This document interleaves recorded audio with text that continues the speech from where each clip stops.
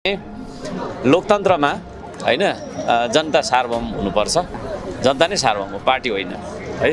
र जुनसुकै पार्टीबाट हामी इलेक्टेड भए पनि हामी जनताको प्रतिनिधित्व गर्ने ठाउँमा पुगिसकेपछि त्यहाँनिर पार्टीगत लबिङ, पार्टीगत सेटिङ हैन, पार्टीगत पक्षधरता भन्दा माथि उठेर हामीले इन कमन काम गर्नुपर्छ हैन। त्यो मेरो सुझाव हो। त्यो नभएकै कारणले आज राजतन्त्रको माग भइरहेछ क्या यहाँ। त्यो कामै नगर्दैन छ यिनीहरूले भनेर चाहिँ अहिले मान्छे सडकमा अब जति राजतन्त्रको पक्षमा हुनुहुन्छ उहाँहरू पनि नेपाली नागरिक नै हुनुहुन्छ हैन। कुनै उता पाकिस्तानबाट, बङ्गलादेश, श्रीलङ्काबाट आएको मान्छे त होइन।